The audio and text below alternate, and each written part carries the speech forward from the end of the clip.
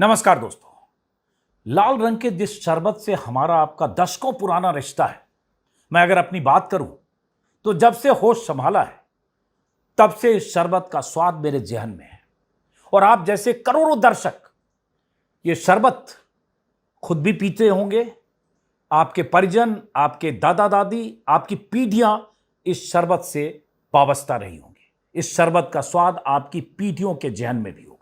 लेकिन पहली बार पता चला है इस लाला रामदेव के एक वीडियो से, इसके एक दावे से, इसके बयान से, अपने शरबत के प्रचार करने वाले एक वीडियो बयान से कि शरबत पीने से हम जैसे करोड़ों लोग जो शरबत पी रहे हैं दशकों से, हमें शरबत पिलाकर, हमें शरबत बेचकर शरबत बनाने वाली कंपनी, ये शरबत बनाने वाली कंपनी देश में शरबत जिहाद कर रही है।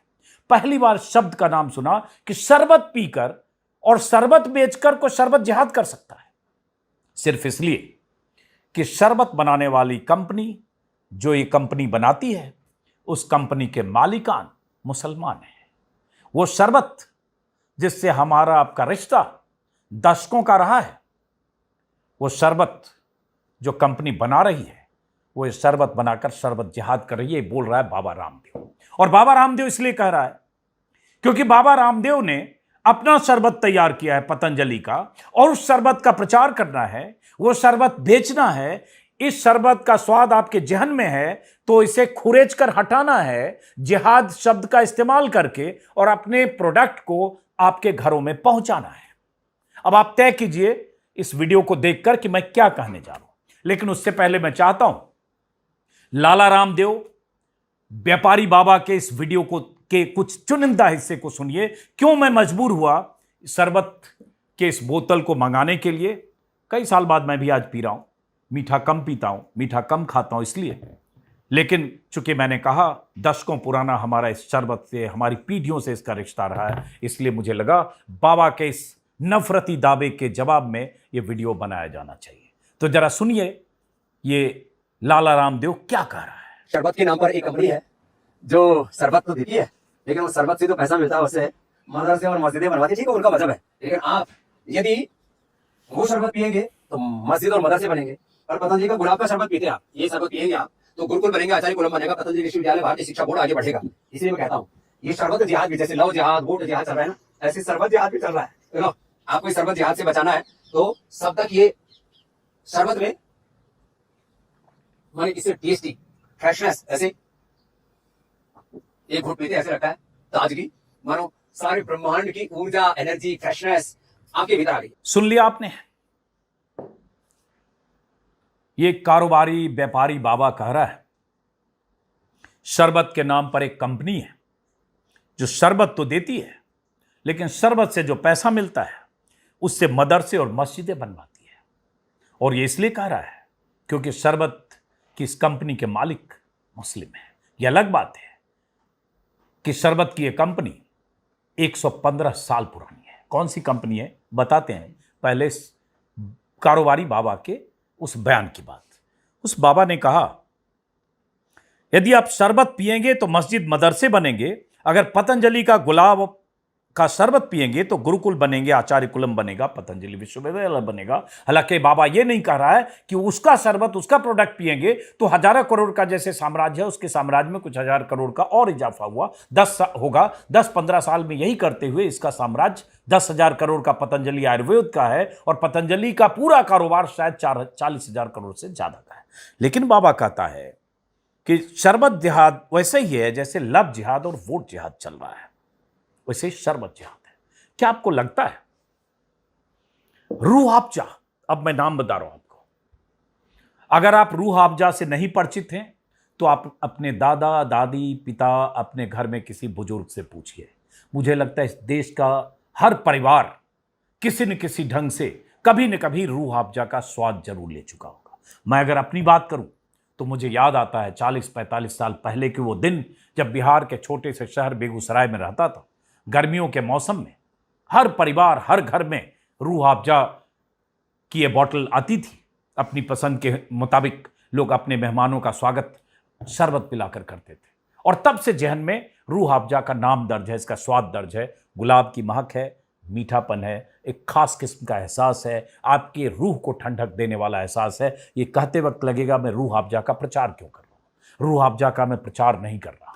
मुझे लगता है ऐसा नफरती कारोबारी बाबा इस देश में अगर किसी प्रोडक्ट के खिलाफ, किसी शरबत के खिलाफ, किसी ब्रांड के खिलाफ इस तरह से दुष्प्रचार करे कि उसे यह कहे कि उसका मालिक शरबत बेचकर शरबत जिहाद कर रहा है, उसे मस्जिदें और मदरसे बना रहा है और उसके बदले में वो कह रहा है हमारा प्रोडक्ट पियो, तो मुझे लगता है ऐसे बाबा के प्रोडक्ट को तो छोड़िए, उस बाबा की प्रवृत्ति के खिलाफ वीडियो बनाकर अपनी बात जरूर कहनी चाहिए। और आप दर्शकों को तय करना है कि इस बाबा के उस शरबत में आपको एक फ्रेशनेस महसूस होता है या रूह अफ़ज़ा के इस शरबत के साथ।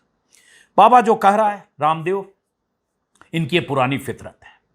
बीते 12-13 सालों में, खासतौर से 11 सालों में, 10.5 सालों में, मोदी की सत्ता में आने के बाद से इनकी जो तरक्की हुई है उसमें मोदी की सत्ता का और इस दौर का बहुत योगदान है। कभी स्वदेशी के नाम पर, कभी राष्ट्रवाद के नाम पर और अब जिहाद के नाम पर।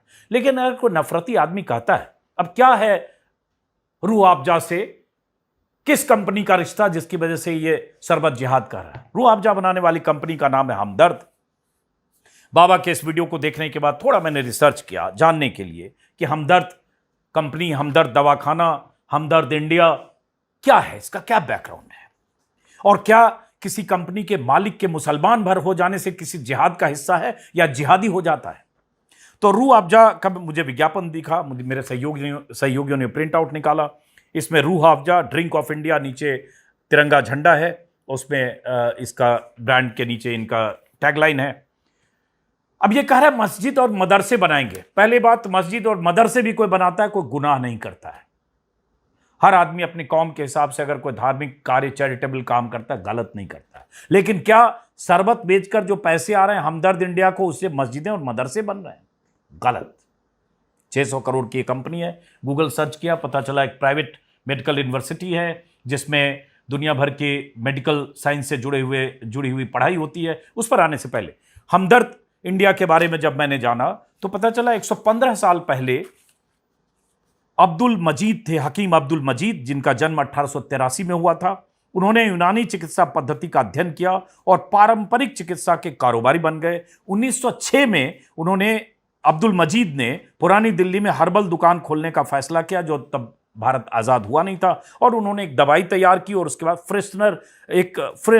रिफ्रेश करने वाला एक शरबत तैयार किया जो हीट स्ट्रोक और डिहाइड्रेशन उसमें मदद करे। और बाद में उन्होंने जड़ी बूटियों और बाकी फूलों के अर्क को मिलाकर एक रिफ्रेशिंग ड्रिंक बनाया जिसका नाम रूह अफ़ज़ा रखा, और उसके बाद ये ड्रिंक हिट हो गया। मतलब अब्दुल मजीद ने, जिनका निधन ही हो गया 1922 में, मतलब 100 साल पहले उनका निधन हो चुका, तब उन्होंने रूह अफ़ज़ा तैयार किया। प्रोडक्ट मतलब 100 साल पुराना प्रोडक्ट है, आज़ाद भारत का प्रोडक्ट, स्वदेशी प्रोडक्ट। अब्दुल मजीद का निधन हो गया। उसके बाद उनकी बेटी उनकी पत्नी राबिया बेगम ने हमदर्द को आगे बढ़ाया, एक ट्रस्ट घोषित किया, कंपनी बनाकर, और उसके बाद मुनाफे का ज़्यादा हिस्सा लोक कल्याण में खर्च करने का उन्होंने फैसला किया। फिर उनके बेटों ने हमदर्द कंपनी को आगे बढ़ाया। भारत आज़ाद जब हुआ, विभाजन हुआ, तो एक बेटा पाकिस्तान चला गया, उसने पाकिस्तान में अपना हमदर्द के नाम से एक प्रोडक्ट बनाया। 71 वार के बाद एक बेटा बांग्लादेश में, उसने हमदर्द के नाम से एक कंपनी बनाकर रूह अफ़ज़ा प्रोडक्ट बनाया। और उसके बाद अभी हमदर्द इंडिया का भारत में 600 करोड़ से ज़्यादा का कारोबार है, जो गूगल सर्च में मिला। और यूनिवर्सिटी है, बाकी और धार्मिक काम भी करते होंगे, चैरिटेबल काम भी करते होंगे। इन सबसे ऊपर बहुत शानदार और आपके जहन को तरोताज़ा करने वाला शरबत, कोई प्रोडक्ट, कोई कंपनी 100 साल से ज़्यादा वक्त से बना रही है। उस प्रोडक्ट को, उस कंपनी के प्रोडक्ट को खारिज करने के लिए, क्योंकि बाबा को अगर अपना शरबत बेचना है तो पहले हमदर्द के इस प्रोडक्ट से मुकाबला करना है। इसके मुकाबले उतरने के लिए इसको बदनाम करना है, इसे नफरत के एजेंडे के खांचे में फिट कर इसे इस हद तक कहना है कि शरबत जिहाद। अब तक ये वोट जिहाद, लैंड जिहाद, जमीन जिहाद, ये जिहाद, वो जिहाद, सब जिहाद करते रहे। अब इन्होंने इजाद कर लिया शरबत जिहाद। हमदर्द का मैं देख रहा हूं कि जो उनकी यूनिवर्सिटी है उसमें medical microbiology, physiology, biochemistry, anatomy, दुनिया भर की चिकित्सा पद्धति पे पढ़ाई होती है। पीएचडी के लिए, डॉक्टरेट की उपाधि के लिए बहुत सारे उनकी पढ़ाई के माध्यम में यूनानी चिकित्सा पद्धति से पढ़ाई होती है। B pharma, D pharma, M pharma, पढ़ाई के कई उसमें फील्ड हैं जहां उस मेडिकल यूनिवर्सिटी में, जो प्राइवेट यूनिवर्सिटी है, हमदर्द यूनिवर्सिटी, जामिया हमदर्द नाम है शायद, उसमें तमाम तरह की पढ़ाई होती है, हजारों छात्र पढ़ते होंगे। अब इस बाबा की नाराजगी इस हद तक है तो क्यों है? और ये इस बाबा का अतीत और ट्रैक रिकॉर्ड क्या है? ये बाबा पिछले 10 साल में लाला रामदेव अपने प्रोडक्ट की वजह से सुप्रीम कोर्ट की फटकार खा चुका है, सुप्रीम कोर्ट में नाक रगड़ चुका है, भ्रामक दावे, भ्रामक प्रचार करने की वजह से सुप्रीम कोर्ट की चौखट पर जाकर मजबूर होकर माफी मांग चुका है। बाबा के खिलाफ देश के डॉक्टर, एलोपैथिक डॉक्टर अदालतों की चौखट तक जा चुके हैं। इस रामदेव के दर्जनों प्रोडक्ट समय समय पर फेल हो चुके हैं, लेकिन अब निशाने पर है एक ऐसी कंपनी जिसके मालिकान मुस्लिम हैं, जो इस देश के नागरिक हैं, लेकिन उन्हें जिहादी बताया जा रहा है, उन्हें कहा जा रहा है शरबत जिहाद कर रहे हैं। और अगर इस हिसाब से ये शरबत जिहाद है क्योंकि उसके मालिक मुस्लिम हैं, तो अजीम प्रेम जी दुनिया भर में जो डंका बजा है विप्रो का, भारत की टेक्नोलॉजी का, वो भी मुस्लिम है। तो क्या ये आईटी जिहाद कर रहे हैं? इसका मतलब कोई भी अगर मुस्लिम है, किसी भी कारोबार में है, तो जिहादी है। फिर किसी मुस्लिम डॉक्टर से इलाज कराते वक्त सोचिए कहीं वो मेडिकल जिहाद ना कर रहा हो, क्योंकि ये बाबा इसी तरह की बात करता है। बहुत सारे लोगों के नाम निकाले जिनका कंट्रीब्यूशन है इस देश में कारोबार में। अब हम अब्दुल हमीद और अशफाकुल्ला खान की बात नहीं कर रहे हैं, हम तो बात कर रहे हैं उन कारोबारियों की जिन्होंने इस देश में, अब सिप्ला दवा की कंपनी है, इस देश की टॉप 5 फार्मा कंपनी में सिप्ला है। तो क्या सिप्ला अगर दवा बेचती है और उस सिप्ला कंपनी की दवा लेकर आप सेहतमंद होते हैं, आप का इलाज होता है, तो क्या वो भी कोई मेडिकल जिहाद है? कल को बाबा कहेगा देखो ये 5 दवा मैंने निकाला प्रोडक्ट, जो सिप्ला का कोई पॉपुलर मेडिकल प्रोडक्ट है, फार्मा प्रोडक्ट है, अब हमारा खरीदो, नहीं तो वो जो दवा बेचने वाला आदमी मेडिकल जिहाद कर रहा है, ये भी कह सकता है शख्स। उसी तरह से हिमालय वेलनेस, इसी तरह के आयुर्वेदिक हर्बल प्रोडक्ट की कंपनी है, सब गूगल से सर्च करके निकाला। मेराज मनाल उसके कोई ओनर हैं जो मुस्लिम है। तो हिमालय वेलनेस भी इसी तरह का कोई हर्बल जिहाद कर रहा होगा, इसी तरह का कोई आयुर्वेदिक जिहाद कर रहा होगा इस बाबा के मुताबिक। मेट्रो शूज के मालिक, आप किसी भी शहर में रहते हैं, हो सकता है आप जैसे बाटा बीएससी हो, ऐसे मेट्रो है, छोटे शहरों में मेट्रो शूज के प्रोडक्ट हैं। आपने हवाई चप्पल, जूते, सैंडल कुछ भी खरीदा पहना होगा, तो जूता जिहाद है इस लाला रामदेव व्यापारी बाबा के मुताबिक। कि आपने अगर मेट्रो शूज से जूता खरीदा तो जूता जिहाद हो गया। और मशहूर हेयर स्टाइलिस्ट जावेद हबीब, भारत में पिछले 3 दशकों से जावेद हबीब का नाम टॉप पर है, मशहूर सेलिब्रिटी हैं। तो वो क्या कटिंग जिहाद है? क्या है वो? किस तरह के जिहाद वो कर रहे हैं हेयर कटिंग करके? उसी तरह से शहनाज हुसैन ब्यूटिशियन, मुझे 30 साल, 35 साल, 40 साल पहले की बात अगर करूं तो छोटे छोटे शहरों में, उत्तर प्रदेश, बिहार के छोटे छोटे शहरों में शहनाज हुसैन से फ्रेंचाइजी लेकर लोगों ने ब्यूटी पार्लर खोले, लड़कियों ने, बेटियों ने, बहनों ने, सब ने ब्यूटी सैलून और उनके ब्यूटी प्रोडक्ट लोगों ने खरीदे। तो क्या ब्यूटी जिहाद कर रहे हैं क्योंकि शहनवाज हुसैन में मुस्लिम है? लंबी लिस्ट है। क्या क्या, लुलु मॉल लखनऊ में बहुत बड़ा खुला है, जो मॉल के मालिक हैं मुस्लिम है, एम.ए. यूसुफ, योगी आदित्यनाथ से उनके अच्छे रिश्ते हैं, दुनिया भर में मिडिल ईस्ट के देशों में उनका कारोबार है। वो क्या मॉल जिहाद कर रहे हैं? क्या बोल रहा है ये बाबा? जरा सोचिए, अपने प्रोडक्ट को बेचने के लिए आप किस हद तक उतरते हैं और किस तरह से किसी प्रोडक्ट को इसलिए टारगेट करते हैं क्योंकि उस प्रोडक्ट बनाने वाली कंपनी का मालिक कोई मुस्लिम है। उसी तरह से लंबी लिस्ट है मेरे पास कि कहां कहां मुस्लिमों ने अपने कारोबार में एक जगह बनाई और इस देश में एक मकाम हासिल किया, चाहे डॉक्टरी हो, चाहे साइंस हो, चाहे इंफ्रास्ट्रक्चर हो, चाहे कोई भी तरह का रियल एस्टेट हो, कोई भी हो। सिप्ला का, दवा कंपनी का तो जिक्र किया ही आपसे। तो आप सबके उस धंधे से, कारोबार से जोड़ के कहिए वो जिहाद कर रहा है। और ये बाबा क्या कर रहा है? बाबा ने जितने प्रोडक्ट बनाए हैं उसके भ्रामक दावे को लेकर पिछले 10 साल में 100 बार सवाल उठे, लेकिन चूंकि मोदी की सरपरस्ती है, मोदी का हाथ है, प्रधानमंत्री मोदी का, बीजेपी के करीबी हैं बाबा, इसलिए इनकी सेहत पर कोई फर्क नहीं पड़ता है, भले नाक रगड़ कर कोर्ट से माफी मांग ले। और ये बाबा ही थे जो 2014 में इस देश में, जब 2014 के पहले मोदी की डुगडुगी बजाई जा रही थी बीजेपी की तरफ से, तो बाबा भी घूम रहे थे। योग गुरु थे, ठीक था, योग सिखा रहे थे, ठीक था, लेकिन वहां से इनको चस्का लगा सियासत में अपनी हैसियत बनाने का, और इसलिए बाबा ने, रामदेव ने योगी के, माफ करें, मोदी के प्रचार के लिए देश भर में अपनी योग सभाओं में सिर्फ चुनावी प्रचार किया, और चुनावी प्रचार के दौरान आगे पीछे कैमरों पर ये बड़ी बड़ी बातें करते हुए यहां तक कहते थे कि मोदी प्रधानमंत्री बन जाए तो 35, 40, 45 रुपए में डीजल पेट्रोल मिलेगा। और उसके बाद पेट्रोल डीजल की क्या हालत है आपको पता है, शतक के पास। और तब यह बाबा 10 साल से इसने मुंह बंद कर रखा है। उसके पहले बाबा बोलता था कि अगर मोदी बन जाएंगे तो देश में अरबों का काला धन आ जाएगा, पूरी पर्ची पर हिसाब लेकर रिजर्व बैंक के गवर्नर की तरह यह बाबा घुमा करता था। काला धन आए नहीं, क्या हुआ पता है, जुमला साबित हुआ। ये बाबा भी जुमलेबाज एक नंबर का।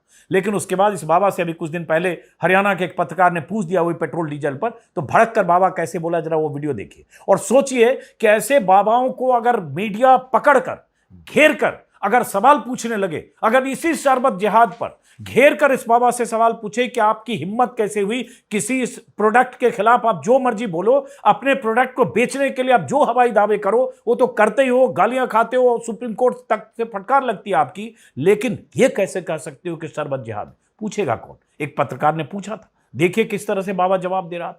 सरकार बनी थी, आपने कहा था कि नहीं कहा था बाबा जी? मैंने कहा था पूछ पड़ेगा मेरी। हाँ बाबा जी, आपकी कंपनी पतंजलि, बाबा जी आपकी कंपनी पतंजलि ऐसे जाता है ना आदमी को ना, बाबा जी आप ही ने कहा था। अरे आदमी को मैं कह रहा भाई ऐसे प्रश्न मत पूछो बाबा जी। मैं तेरे प्रश्नों का उत्तर देने के लिए कोई ठेकेदार है कि तू जो भी पूछा मैं उसका उत्तर दूं। जब एक बात कह दी थोड़ा सभ्य बनना भी सीखो। आप ये बताओ, एक मिनट, सभी टीवी चैनल पर आप ही की बाइट चली थी और लोगों अरे ने भाई विश्वास किया। मैंने दी थी और अब नहीं देता, कर ले क्या करेगा? चुप हो जा, अब आगे से पूछेगा तो ठीक नहीं। स्वामी जी, बाबा जी बात बोल दिया ना स्वामी जी। बाबा जी। और यही फितरत है रामदेव की, और कोई मीडिया संस्थान रामदेव से सवाल नहीं पूछता कायदे से। अगर आज इसके इस बयान पर बहुत बड़ा मसला है, बहुत बड़ा बयान इसने दिया है, और इसी तरह से 2010-14 में, 14 से लेकर 17, 18, 19 के बीच बाबा अपना प्रोडक्ट बेचता था स्वदेशी के नाम पर, कि जैसे बाबा का प्रोडक्ट खरीदो तो आप असली देशभक्त हो। देशभक्ति साबित करने के लिए पतंजलि के इनके आटा, दाल, चावल, टूथपेस्ट और जितने इनके तरह तरह के प्रोडक्ट है वो खरीदे तभी देशभक्त है। फिर राष्ट्रवाद के नाम पर, और ये सब करता रहा उन प्रोडक्ट को बेचने के लिए जिस प्रोडक्ट के भ्रामक दावे को लेकर कई बार बाबा के प्रोडक्ट के लाइसेंस कैंसिल हुए, कई बार बैन हुआ, कई बार सुप्रीम कोर्ट से इसे फटकार लगी, लेकिन बाबा का धंधा लगातार चलता रहा। अभी हाल में खबर मैं देख रहा था, अभी आज मैंने पूरी लिस्ट निकाली कि रामदेव के प्रोडक्ट पर कितनी बार फटकार लगी है, कितनी बार इनका प्रोडक्ट फेल किया है। एक लंबी लिस्ट है। अभी पिछले साल की बात है कि रामदेव पतंजलि आयुर्वेद के 14 प्रोडक्ट बनाने का लाइसेंस रद्द, भ्रामक विज्ञापन केस की वजह से किया गया फैसला। और उसके बाद उस प्रोडक्ट की लिस्ट है, स्वसारी गोल्ड, स्वसारी बटी और लिपिडोम और स्वसारी अवलेह। ये वो प्रोडक्ट हैं जिसके लेकर गलत दावे किए गए। यही वो बाबा है जो कोविड के समय देश में जब कोविड वैक्सीनेशन को लेकर किल्लत या वैक्सीनेशन इजाद करने को लेकर दुनिया भर में तमाम तरह के दावे किए जा रहे थे, तो सबसे पहले बाबा आ गया कोरोनिल लेकर कि हमने बना लिया, हमने खोज लिया, यूरेका करता हुआ। और केंद्र सरकार के 2 मंत्री, तत्कालीन स्वास्थ्य मंत्री इसके साथ प्रेस कॉन्फ्रेंस में शामिल हो गए, हर्षवर्धन और नितिन गडकरी।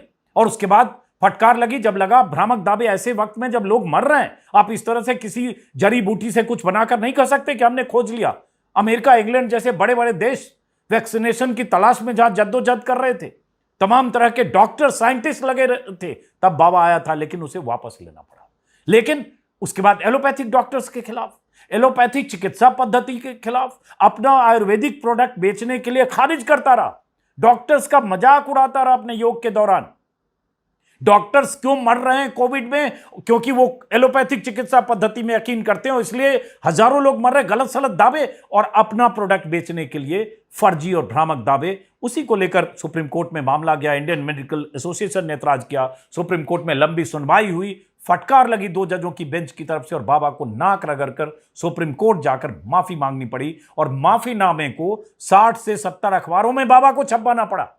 लेकिन फितरत से बाज नहीं आता है बाबा। ये अब ये नई कहानी लेकर आया है शरबत बेचने के लिए, और इसलिए मैं तो बोतल आज मंगवाया, अपने सहयोगियों को दूंगा, सब यहीं रूह अफ़ज़ा पिएंगे। आपको बाबा का प्रोडक्ट पीना है पीजिए, लेकिन सोचिएगा उसको पीकर फिर ये इसको पीजिए। कौन अच्छा है बुरा ये जज करना मेरा काम नहीं है, लेकिन बाबा अगर एक प्रोडक्ट को डिफेम करने के लिए, क्योंकि इसके मालिक मुस्लिम हैं, अगर इस तरह की नफरती बातें कर रहा है, तो हर दर्शक का, हमारा आपका फर्ज है कि इसके नफरती बयान का काउंटर करें, इसकी नफरती प्रवृत्ति का काउंटर करें। इसलिए मुझे लगा कि वीडियो करना चाहिए। अब मैं, एक लंबी लिस्ट है, फिर से रिपीट करता हूं कि कब कब इसके प्रोडक्ट फेल हुए। 2017 में हिंदुस्तान टाइम्स के अनुसार एक आरटीआई से जवाब मिला कि हरिद्वार में 40% आयुर्वेदिक उत्पाद, जिसमें पतंजलि के उत्पाद शामिल हैं, मानक पर के मुताबिक नहीं हुए।